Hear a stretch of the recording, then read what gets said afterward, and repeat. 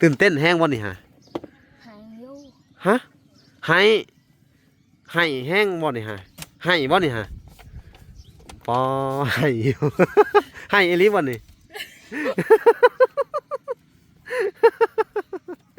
เอ้าโอ้ยให้พี่น้องเอ้ย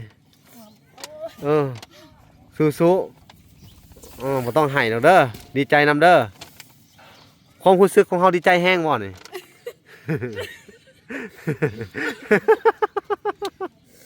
ให้อยู่ให้จน กันน้ำตาอยู่บ่ไหวเนาะ เอาให้ออกมาดีใจโอ้ยพี่น้องเอ้ยเนาะ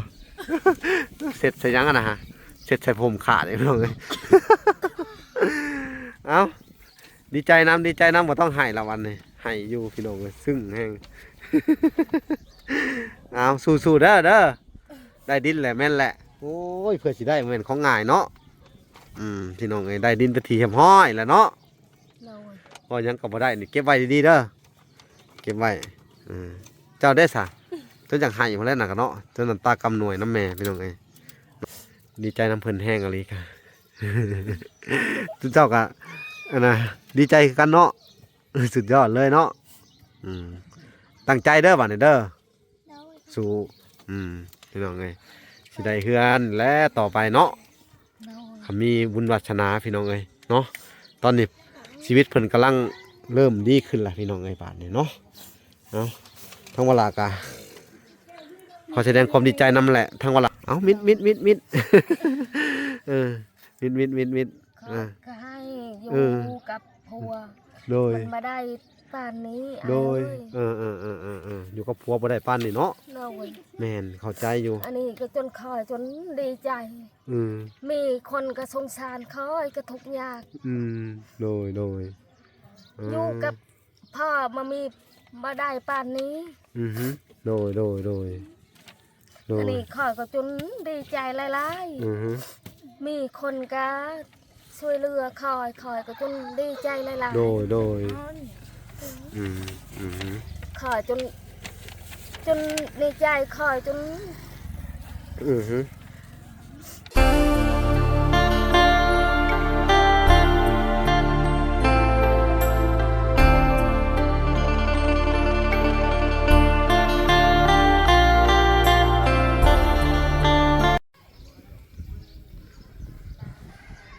พี่น้องเอ้ยเนาะกราบสบายดีพ่อแม่พี่น้องเนาะ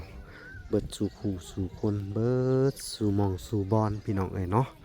ก็ยินดีเข้าสู่ช่อง YouTube เปาลาสายบุญคุณธรรมคือเก่าพี่น้องเอ้ยเส้นเก่าเส้นเคยพี่น้องเอ้ยเนาะทักทายสบายดี FC ทางฝั่งไทยและ FC ทางฝั่งลาวและ FC ทางต่างประเทศนำเด้อพี่น้องเอ้ยเนาะที่รับชมเปาลาอยู่เนาะมื้อนี้พี่น้องเอ้ยเนาะ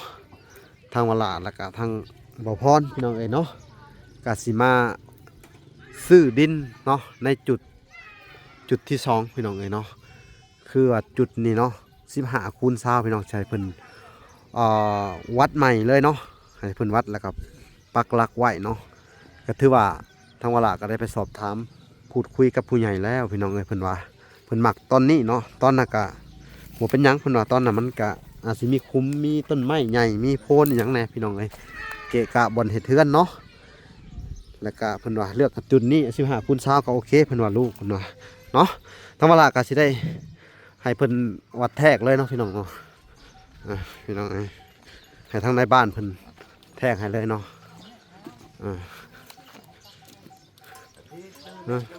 สวัสดีในบ้านโดยสวัสดีทั้ง2ท่านเลยเนาะมื้อนี้ซื้อเลยเนาะมื้อนี้มีแต่ว่าให้อันน่ะปักปั้นเขตเลยเนาะทุกคนเฮาวัดอันต้นนี้อันน่ะฮอดหัน15เฮาก็อันน่ะจุดไว้เนาะใส่ลักไว้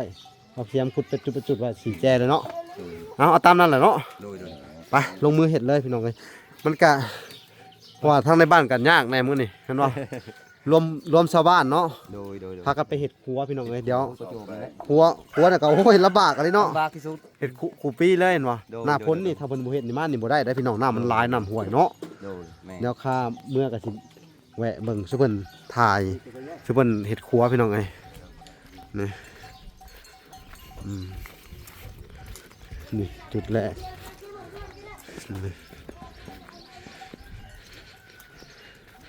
โอ้มะขามต้นนี่มะขามส้มหรือมะขามหวานอันนี้โอ้เพิ่นสิอันน่ะขายเนาะโอ้นี่มันบ่ทันสุกเนาะคุณมันก็สิเริ่มวัดตั้งแต่ผู้พี่น้องเอ้ยทั้งว่าพรทั้งกับผู้พี่น้องเอ้ยเข้าไปอันสัมภาษณ์ทั้งอันสี่แม่ลูกสี่พี่น้องเอ้ยเนาะสวัสดีบ่พร สบายดี โดยสบายดีเด้อทั้ง4คนนี่ตกลงซื้อเรียบร้อยเลยในบ้านเพิ่นก็เริ่มแทกแล้วเนาะ ไปเดี๋ยวไปหาไปเบิ่งดินก่อน ไปเบิ่งดินนำกันบัดนี้มื้อนี้มื้อได้ดินได้มื้อนี้เนาะ โดย จากนั้นกูจะ คอยก็ดีใจเลยล่ะ ดีใจหลายๆไปเบิ่งคุณเพิ่นวัดกันเลยพี่น้องทางในบ้านก็เริ่มปักเลย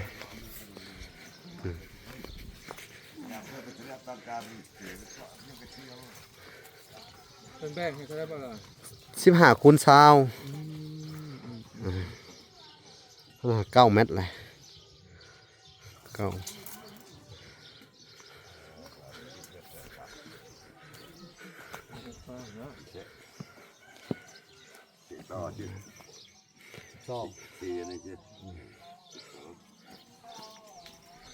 อีก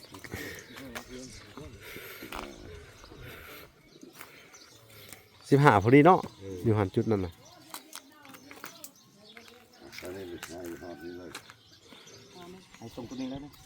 มันต้องแจ้หัวเลยเนาะประมาณนั้นแหละ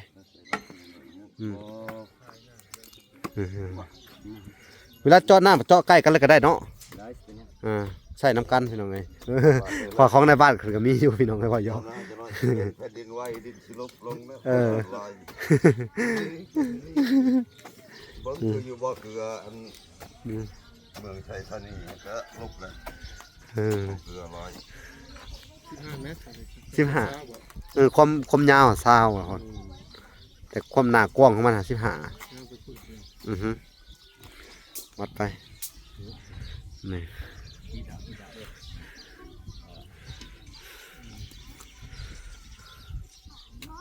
มะขามอ่ะ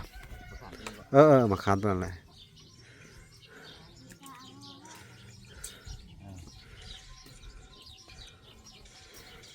รับหลักได้ยากไปพุ่นเนาะ ได้ยาวไปทางหน้า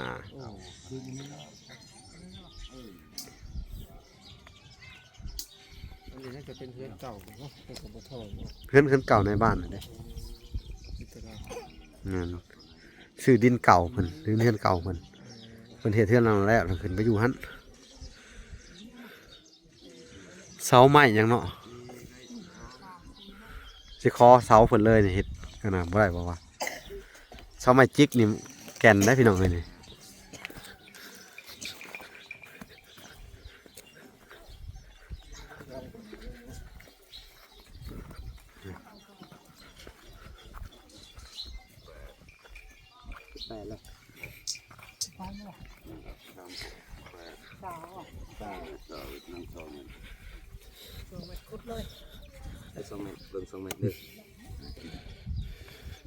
นี่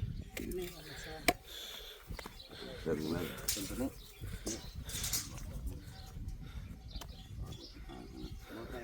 มาสิพุ่นก่อน นี่นี่ตันนี่แหละสึงมาพี่บ่เอาเจิดออกเนาะหมอยมันเจิดเขาเฮือนเพิ่นเนาะบ่เบิ่งคันมันบ่ถึงเบิ่งนี่15ก็ เขาก็ดึงย่อยขึ้นมาเนาะ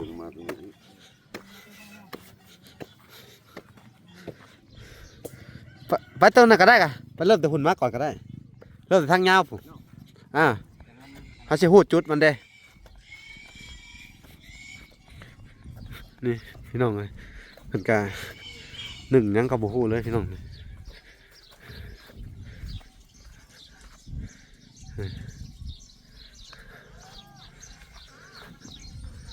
หมดนอนเพิ่นพี่น้องเอ้ย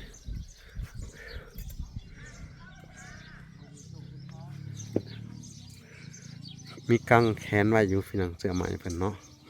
นี่ที่ซื้อให้เพิ่นมื้อน่ะ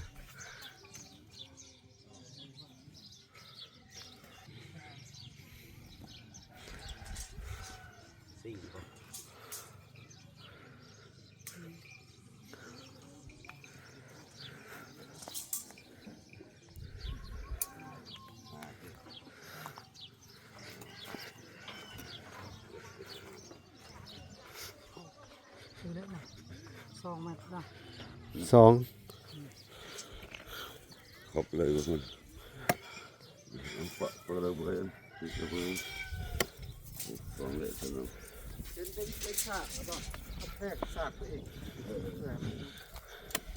มันกินด้วยเป็นไง สามหกเก้า12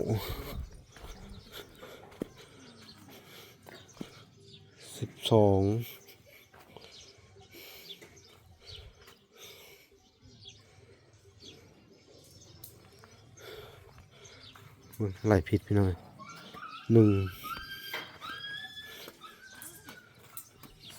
2 6 9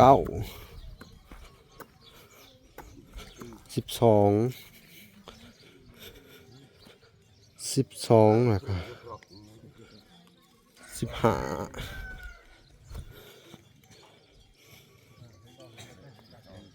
16 17มันเท่าไหร่บ่ข้างละเท่าใดแม่นบ่ฮอดบ่จักฮอดแล้วบ่จ้ะว่าอันเม็ดความยาวเท่าไหร่เม็ดน่ะ3 เม็ดมันได้แต่17นี่คือว่าเบิ่งดูมันไล่เบิ่งใหม่ดูเท่าบ่17เลย เอาไป2 เมตรแล้ววะ เอาช่องไหน718ครับผมจะว่าพอดแล้ว บ่ได้คิดว่าฮอดแล้ว เอาไปไล่มาใหม่ดู ว่านี่คือ พี่มันตกพี่พี่ นี่มันตกดินตัวนี้ แม่นไล่แต่นอกผมมาใหม่ เพราะนี่ช่องเลยเป็น10เท่าใด15บ่อ่ะเท่าใด18บ่ ถ้า3อัน 2 เมตรครับ 2 เมตรแล้วก็3 อ๋อนี่ 8ทำมาเป็น18นั่นเลย ไล่มาดูสิจักสนได้แล้วมึงงงเขาเอง9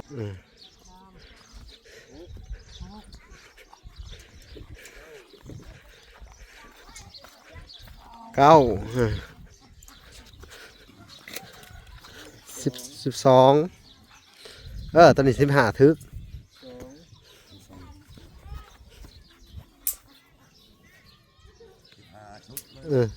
เสื่อมกันนี่แหละกันมันเลยเสื่อมตัวได้อีก2 เมตรเนาะนี่จะมาเอาสิบ่ทึกแต่ข้างเลยทึกบ่ ถึกแล้ว ถึกเลยเนาะถึกแล้วบ่วัดลองวัดว่าไงดู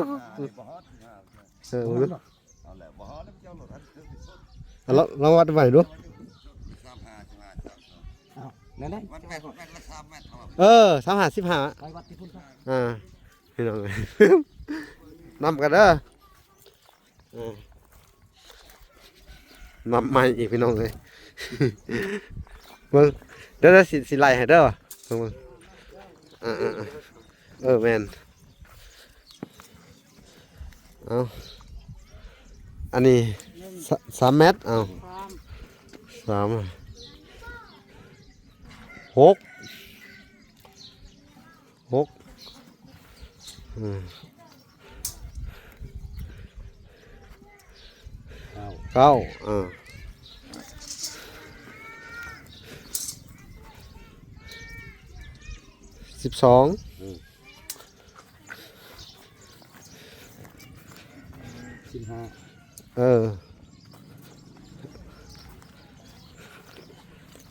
ถึงอยู่เนาะถึงลืมไปดินมันหน่วยไปแบบสิเนาะโอเคเฮาคือเรามันคือตรงกันสินะประมาณนี้เอาโอเคมันหน่วยออกไปพุ่นเนาะมันหน่วยไปด้านข้างพุ่นเอานี่แต่ขุดตามนี่เนาะดินหน่วยไปแบบสิเนาะแต่มันเสมอ แต่มันเสมอให้มันมีทางเข้าทางนี่เนาะเพื่อหลีกตัวนี้แน่ เพื่อหลีกตัวนี้น้ำแน่เอายามัน บ่นั่นก็มันสิจ่อโพดมันจะจ่อโพดมันบ่ได้ถ้าเขาอยากดึงให้มันตรงเนาะ เพราะว่าดินทางนั้นกันยังอันนั้นก็ ทางนั้นออกทางนั้นซะ มันแหลมไปเจอไปพุ่นเนาะ มันเสมออยู่ เสมอแม่นอาศัยตรงทางข้างเขาทางนี้เนาะ โอเคโดยบ่พรสบายดีสบายดีมีแต่ตามนั่นแหละบัดเนาะ นี่บ่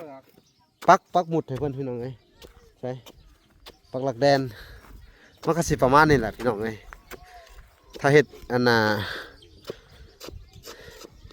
เฮ็ดบ่อนอยู่ก็สิย้ายเข้าไปหั่นน่ะไปเฮ็ดบ่อนหมูก็ได้เนาะบ่อนอยู่ต่อไป บ่เฮ็ดตัวนั้นก็ได้ อืม เฮ็ดพวกตัวนี้ สิย้ายเข้ามามันอยู่นี่เพื่อเฮาสิเฮ็ดอันเฮ็ดครัวให้เพิ่นอยู่นี่เฮ็ดบ่อนอยู่ให้เพิ่นนี่ให้มันติดกับแดนจากตัวนี้แล้วว่าผู้ที่ปลูกเครื่องให้มันต่อกับอันน่ะครัวเลยคักบ่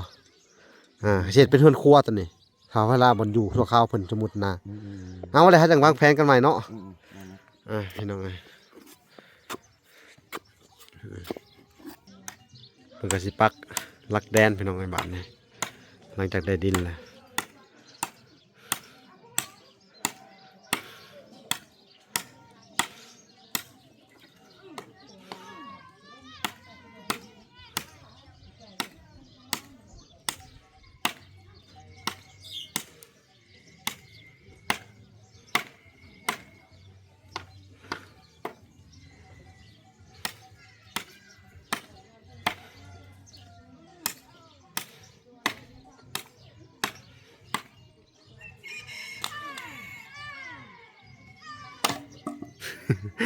ล้อกระเด็นจากขาเด้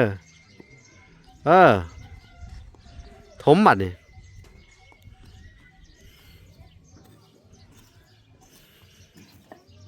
ตัวนั้นเด้อรักส่วนน้ำแน่ส่วนน้ำแน่ tám kho tụt cả cái này chưa sẽ tao mày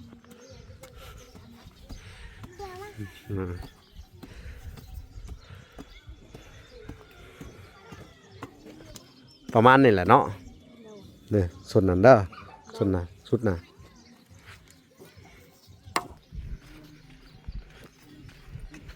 นี่พี่น้องเอ้ย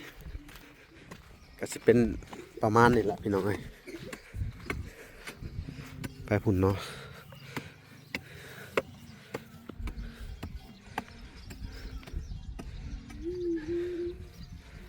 โอเคบาดนี้เนาะ ok rồi โอเคเลยเพิ่นว่า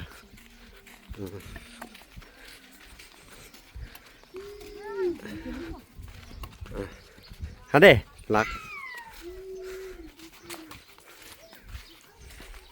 ประมาณนั้นแหละโอเคขุดลงไปแล้วก็พังเลยตัวเขามันแน่นอยู่บ่แหละแม่นแล้วก็เซา này แน่นแล้วก็เซาไปบนอันน่ะผู้บนเพิ่นอันน่ะเขียนนั่นอันน่ะที่ดินผู้อันน่ะส่วนนี้ก็สิประมาณนี้แหละโอเคพี่น้องเดี๋ยวเอาล่ะสิไปเบิ่งทางในบ้านเพิ่นเขียนอันน่ะใบตาดินให้หน่อยแล้วก็สิมอบเงินให้เพิ่นด้วยเนาะ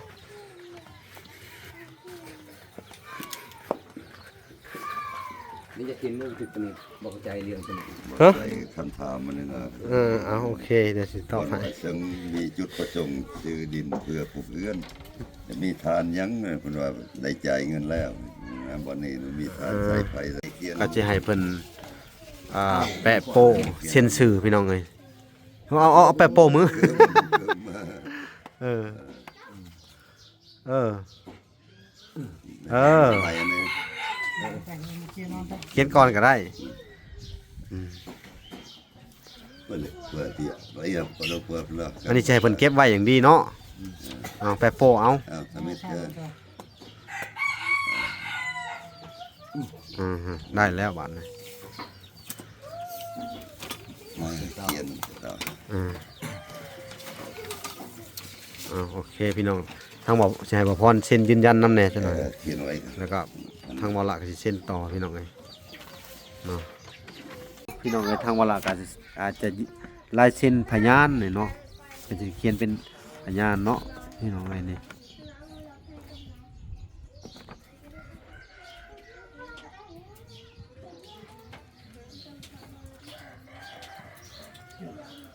อีกคนหนึ่งเอ้าพาสิเป็นพยานให้อีกคนหนึ่ง มาไม่ไอ้เช่น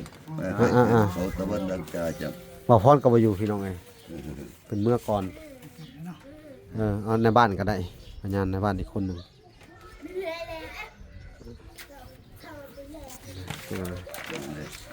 สองใบเลย คนสามคนใช้ชีวิตนี้เป็นพอแล้ว พยานพอแล้วก็ได้อีกคนหนึ่งเอาให้พอแล้วเส้นน้ำก็ได้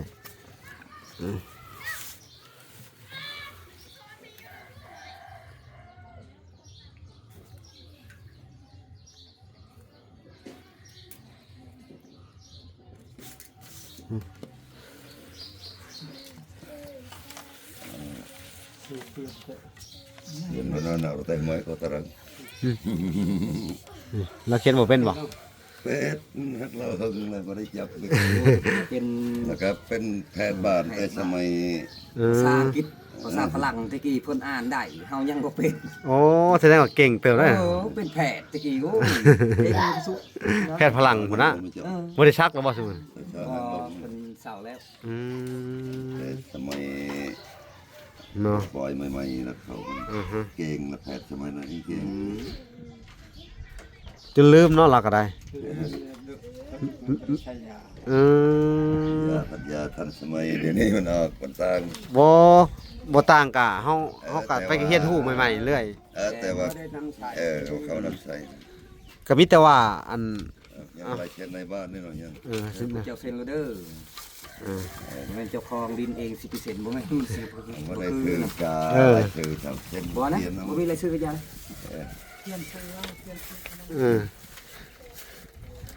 เขียนชื่ออันเจ้าของทินว่าก็ได้ บ่ บ่หรือได้ ในบ้าน ลายเซ็นในบ้านอ๋อ เช่นในบ้านเอาแล้วโอ้ยกอลกัน เดี๋ยวเฮาสิมอบเงินก่อนบัดนี้เนาะมอบเงินแล้วให้เรามาจับใบตัดดินนำแหน่หยังประมาณนี้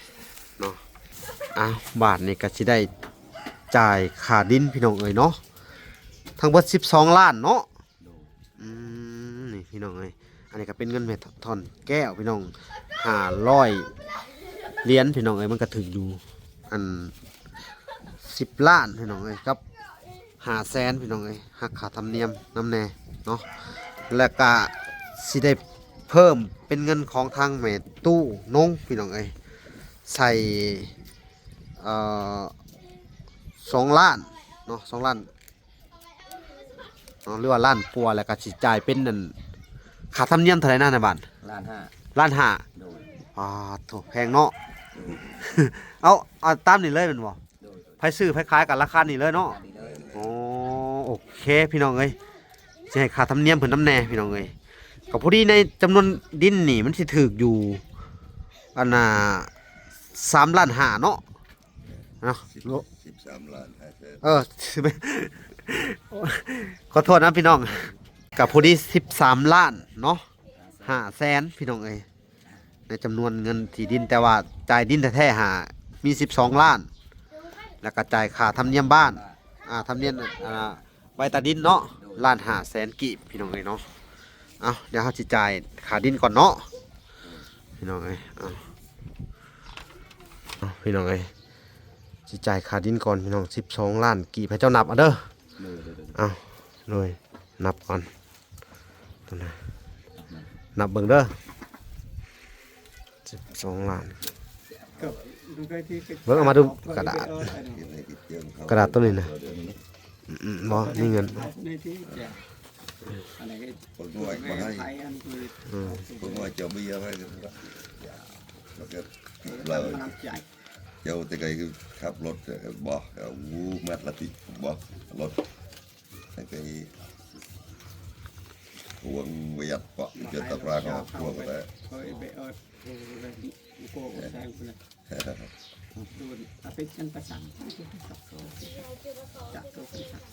ตาจบสโลม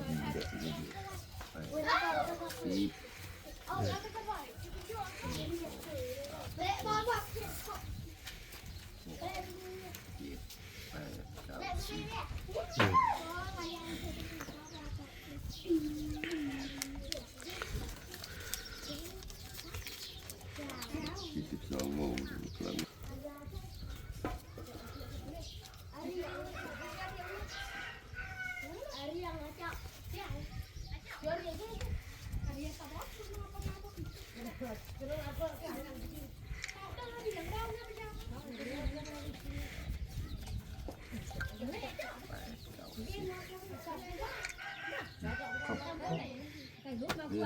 พี่น้องเอ้ยสิได้จ่ายค่าธรรมเนียมนำแน่บาทนี่ทั้งเบิด1,500,000เนาะในบ้านนับเบิ่งเด้อ1,500,000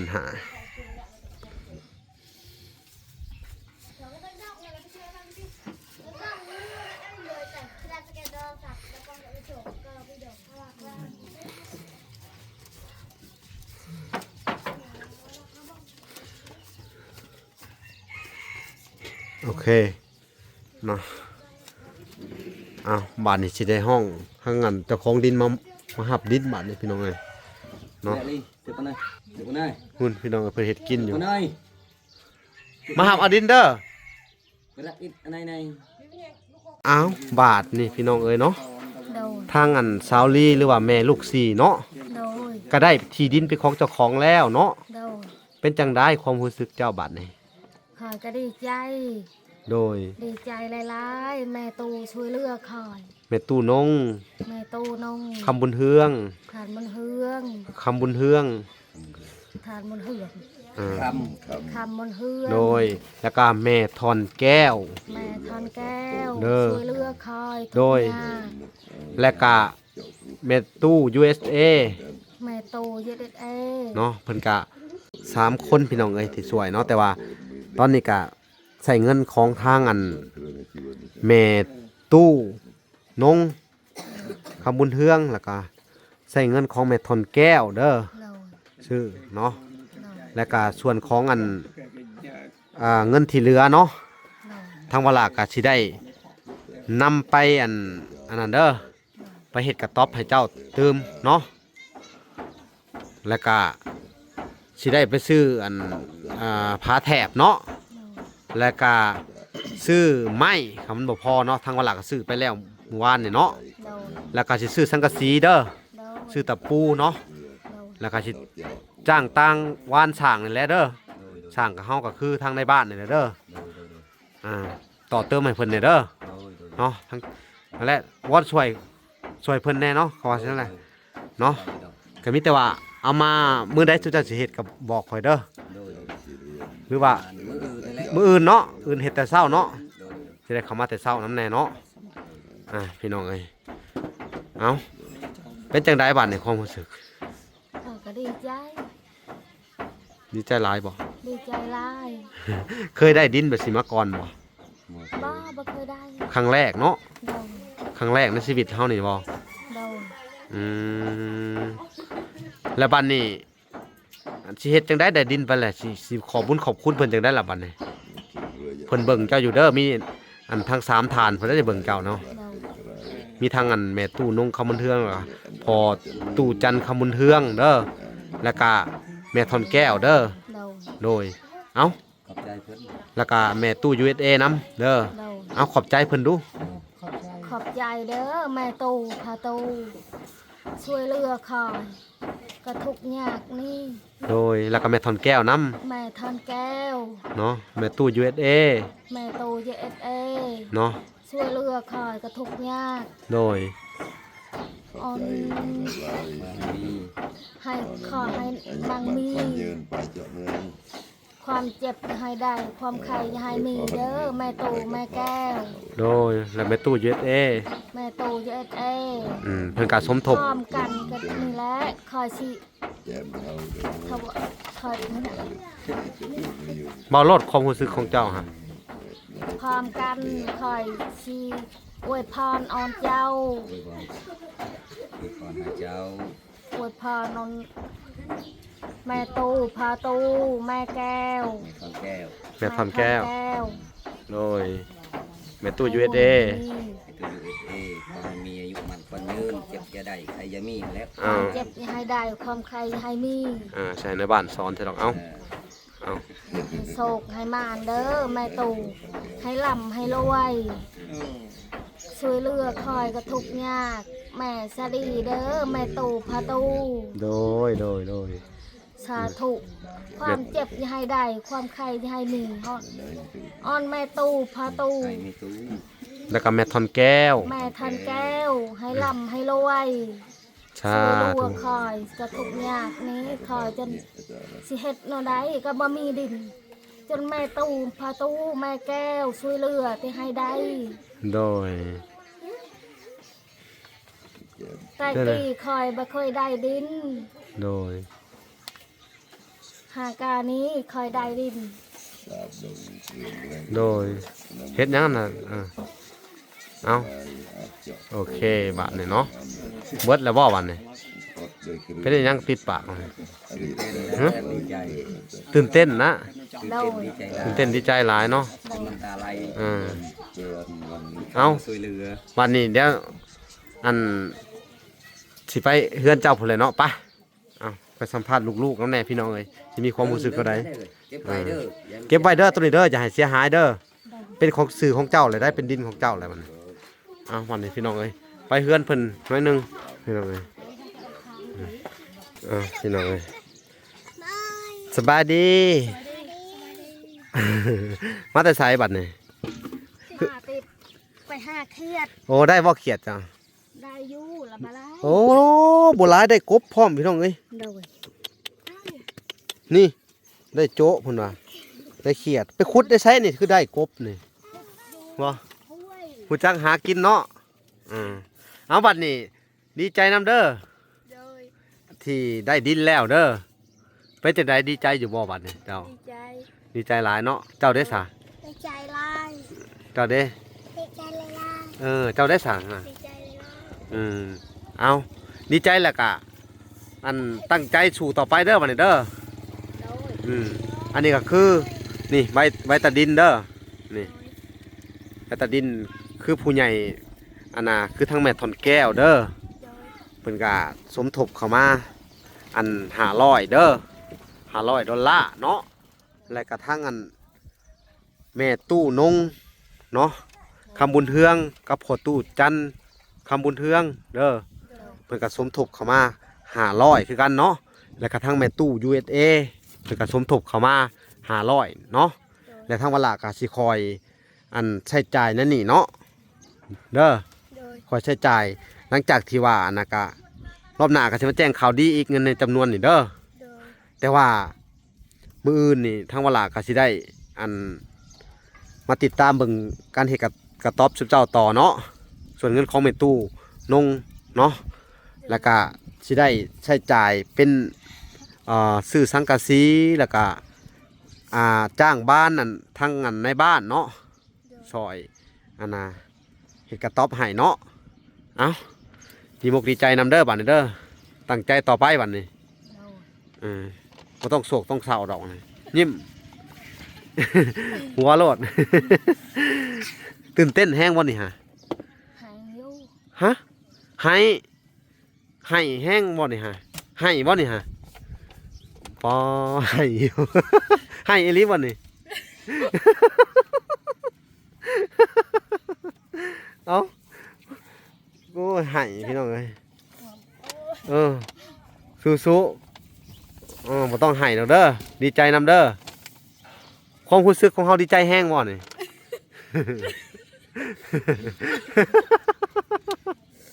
ให้อยู่ให้จน กันน้ำตาอยู่บ่ไหวเนาะ เอาให้ออกมาดีใจ โอ้ยพี่น้องเอ้ยเนาะ เสร็จใส่ยังกันนะฮะเสร็จใส่ผมขาดเลยพี่น้องเอ้ย เอาดีใจน้ำบ่ต้องให้ละวันนี่ให้อยู่พี่น้องเอ้ยซึ่งแห้ง เอาสู้ๆเด้อได้ดินแหละแม่นแหละโอ้ยเพื่อสิได้แม่นของง่ายเนาะพี่น้องเอ้ยได้ดินไปทีเหียมห้อยแล้วเนาะ โดย พอยังก็บ่ได้นี่เก็บไว้ดีๆเด้อเก็บไว้เจ้าได้ซะจนอยากให้พุ่นแล้วน่ะก็เนาะจนน้ำตากำหน่วยน้ำแม่พี่น้องเอ้ยเนาะเอาเวลาก็ต้องขอบบุญขอบคุณเนาะทางอันพ่อๆแม่ๆทั้ง3ท่านพี่น้องเอ้ยเนาะว่าจะเป็นทางอันแม่ทอนแก้วเนาะแล้วก็ทางแม่ตู้นงคำบุญเทืองพ่อตู้จันคำบุญเทืองแม่ตู้ USA พี่น้องเอ้ยที่ช่วยเหลือในครอบครัวเพิ่นเนาะทางสาวลีแล้วก็สาวลีแม่ลูกซีพี่น้องเอ้ยเนาะขอให้ทั้งอัน3ทานเพิ่นพี่น้องเอ้ยมีแต่ความสุขความเจริญเนาะความเจ็บอย่าได้ความไข้อย่ามีพี่น้องเอ้ยเนาะหายเจ็บหายไข้หายปัญญาโรคาเด้อพ่อๆแม่ๆทั้งหลายเนาะ ถูก โดยดีมกดีใจนำพี่น้องเอ้ยดีใจนำเพิ่นแห้งอะไรค่ะ ทุกเจ้าก็อันน่ะดีใจคือกันเนาะสุดยอดเลยเนาะตั้งใจเด้อบัดนี้เด้อ โดย สู้พี่น้องเอ้ยสิได้เฮือนและต่อไปเนาะ โดย เขามีบุญวาสนาพี่น้องเอ้ยเนาะตอนนี้ชีวิตเพิ่นกำลังเริ่มดีขึ้นละพี่น้องเอ้ยบาดนี้เนาะเอาทั้งเวลากะขอแสดงความดีใจนำแหละเอามิด เออมิด เขาก็ให้อยู่ เออ กับผัว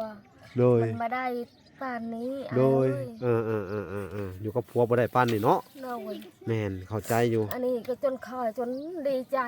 อืม มีคนก็สงสารคอยก็ทุกข์ยาก โดยอยู่กับพ่อมามีมาได้ป่านนี้ อือฮึโดย อันนี้คอยก็จนดีใจหลาย อือฮึ ๆมีคนก็ช่วยเหลือคอยก็จนดีใจหลายๆ โดย อ๋อ อืม คอยจนดีใจคอยจน อือฮึ เลยสึกจนลาย รู้สึกแบบว่าเว่ายังบ่ถือเลยเนาะ โดย แม่นมันแบบว่า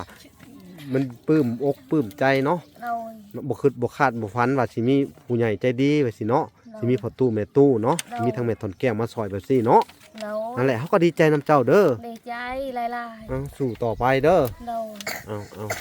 สู้น้ำตาแห่งความมันปราบปลื้มเนาะพี่น้องน้ำตาแห่งความดีใจเนาะ โดย บ่คาดบ่ฝันว่าวันหนึ่งสิได้แบบนี้เนาะ โด ด้วย ย ความทุกข์ยากพี่น้องหัวไหลมานอนในคอกแบะก็สิก็โอ้ยค่อนข้างจะลำบากพี่น้องเลยเนาะในที่สุดสวรรค์กับเมตตาเนาะ โดย ส่งคนดีๆเนาะหรือว่าส่งเทวดาเนาะมาโปรดมาพายทุกเจ้าเนาะ โดย ขอให้เพิ่นได้บุญกุศลหลายๆเนาะ โดย โอ้ยดีใจนำเด้อ ดี เอา ใจ เอา หลาย เอาพี่น้องเอ้ยเอามิดเนาะ ๆโดย เอาพี่น้องเอ้ยสู้ต่อไปเด้อเอาบ่เป็นหยังเด้อ โด เอา ย สู้ต่อไปให้กำลังใจคือเก่า เนาะ โดย บ่เป็นหยังก็มีแต่ว่ามื้ออื่นพี่น้องเอ้ยทั้งว่าละก็สิได้เข้ามาติดตามเบิ่งครอบครัวเพิ่นใหม่อีกทีหนึงพี่น้องเอ้ยเนาะฝากมาติดตามคลิปตอนต่อไปพี่น้องเอ้ยคลิปนี้ก็